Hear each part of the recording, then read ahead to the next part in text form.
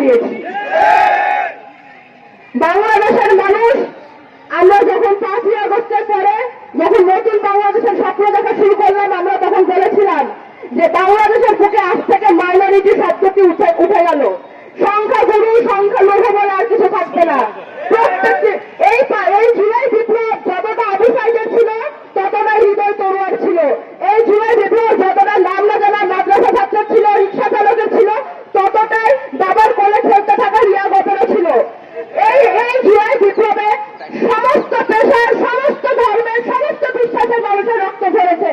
সমস্ত বিশ্বাসের মানুষজন এখানে আন্দোলন করেছে, রাস্তায় নেমে এসেছে।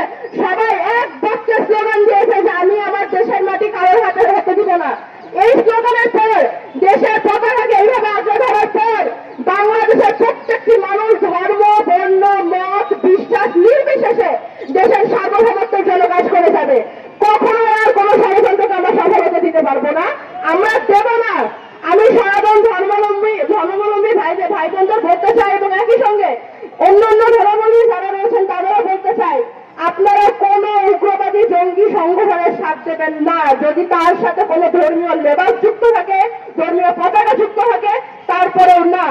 আমরা যখন আইএসএস, আল কায়েদার মতো জঙ্গি সংগঠনগুলোর বিরুদ্ধে কথা বলি, মৌলবাদীদের বিরুদ্ধে কথা বলি, তখন একই সাথে ভারতের হিন্দুত্ববাদী রাজনীতির প্রভাব যেন বাংলাদেশে না পড়ে সেই জন্য আমরা কথা বলবো।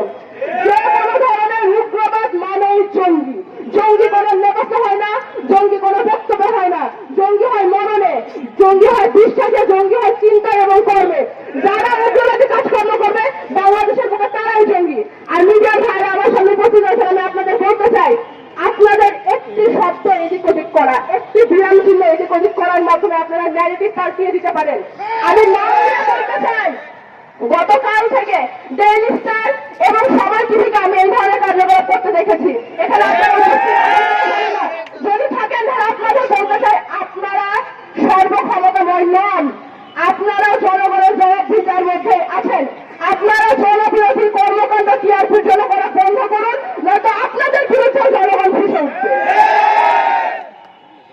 দেশের আপনারা জনগণকে বলতে চাই, আমাদের হিন্দুত্ববাদী বাংলাদেশে যে প্রোপাগান্ডা চালানো হচ্ছে তার প্রথম শহীদ উগ্রবাদীদের হাতে শাহাদাত বরণকারী আমাদের ভাই আরিফ, সাইফুল আরিফ, আমাদের ভাইয়ের একটি পোস্ট 5ই আগস্টে পড়েছিল, ধর্মের ভেদাভেদ দিয়ে আর মানুষকে আলাদা করা যাবে না।